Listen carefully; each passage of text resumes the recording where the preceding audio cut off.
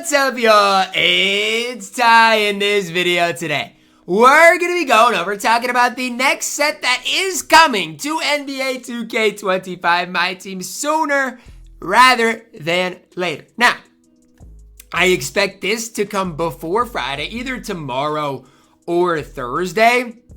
And again, it is something that I am decently excited about. It's kind of weird. One of the reasons I think it could be on Friday, I guess, is because that would be the start of the season.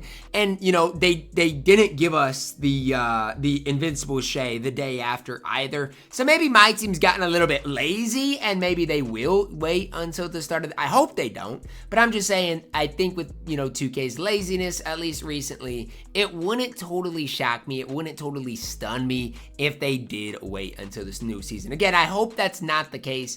I'm just saying I wouldn't put it past them. Now, what are some of the next cards we could be looking at? Well, this is one graphic that I, saw on Twitter. Shout out to 2K Customized for this graphic. It's not my graphic. I didn't make it, so shout out to 2K Customized. Coming up with this graphic, but I always love the next sets. When we got one, in 23, we saw one obviously in 24.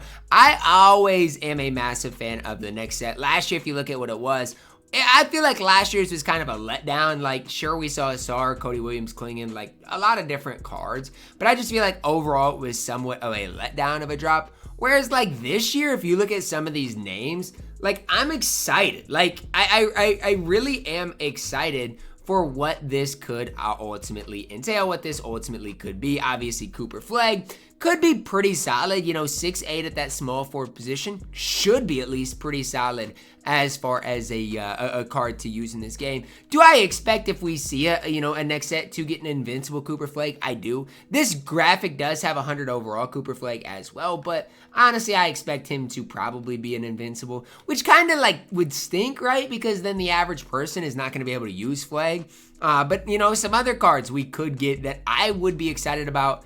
It's tough because a lot of these guys are somewhat not super tall, right? You look at Edgecombe, he's not super tall. Dylan Harper's not short, but he's not super tall. Kniffle is not super tall. Ace Bailey could be a stud if we get him. He's 6'8" from Rutgers. He could be an absolute beast, an absolute stud. But again, when I'm looking at a lot of these prospects, I feel like a lot of them are just too small. So we're going to need to get some height somewhere like Jeremiah Fears, undersized, and so it is gonna be, something where a lot of these cards are gonna be undersized, but like, I mean, you do get some big men here, and that's where I think like the really good cards could obviously be in this set is some of the big men.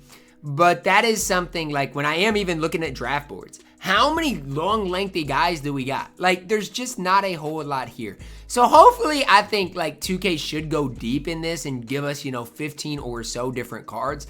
Otherwise, like if they only give us like a top 10-ish, like you're only going to see a couple of cards that I think are even like I don't want to say usable, but only a couple of cards that I think are going to be really good and really solid cards to pick up for your squad. So that's something that I've kind of noticed with kind of the draft boards and where people are at is that. But normally the next set is one that is exciting. Like if you go back 2 years ago to the next set that we did end up seeing, like that was a fire drop. You saw obviously the endgame Paolo Banchero, but you saw like a lot of invincibles and stuff along with that. You saw Amen Thompson, Anthony Black, two really good point guards.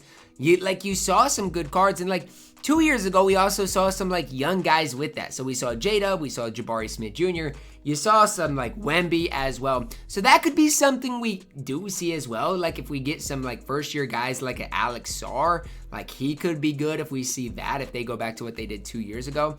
And so I do want to say like the opportunities for 2K to come up with like good content is definitely there. Like the opportunities for 2K to give us some good cards is definitely there. But you guys can see like how many point guards are there in this graphic right here? 5? And all of them basically are 6'5" and under, which is actually crazy. So I don't know. This draft is kind of a little bit of a down draft outside of Cooper Flagg, I feel like. But from the way I look at it is next sets are always fun. Because like when you get a next set, you've never used these cards, right? A lot of like, and I don't know if you've noticed this, but a lot of like 2K is the same like copy and paste cycle, right? You're going to see 5 different LeBron Jameses. You're going to see 9 different Michael Jordans throughout the year.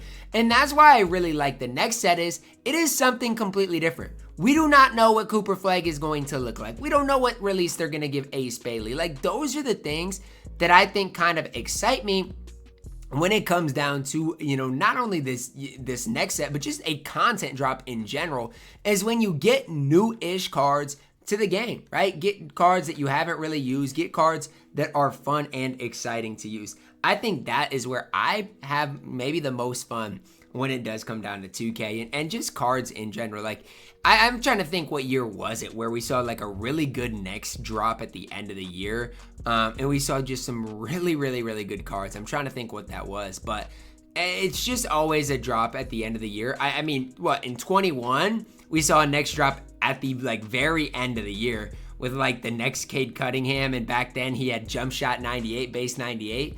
Like, those are the things that I remember, right? Really good next drops that obviously changed the game and just give you kind of just like a different and fun 2K experience, right? We don't have a college basketball game. So when you do get a Cooper Flagg in the game, it's going to be my first time using the card. And so like that to me is somewhat exciting as well.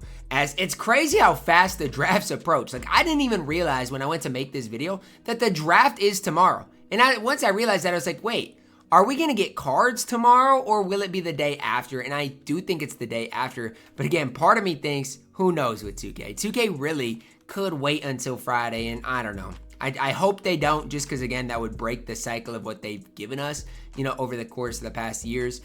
But they obviously could do that. So again, when I'm looking at this draft board, there's not a whole lot that really excites me. The big man from Duke, Maluk, I think is how you pronounce his name. He obviously could be good because he is 7'1". If he has power forward eligibility, could be really solid there. But a lot of these guys, especially on this graphic, are not going to be that great. So I think 2K is going to have to be creative, give us a lot of different cards, you know, even, you know, down to like Derek Queen, even down to like, I'm just going to throw out some names that I think could be like Danny Wolf was 6'11", that could give him point guard eligibility. Like, give us something cheesy with this, right? Don't just give us the same old boring content.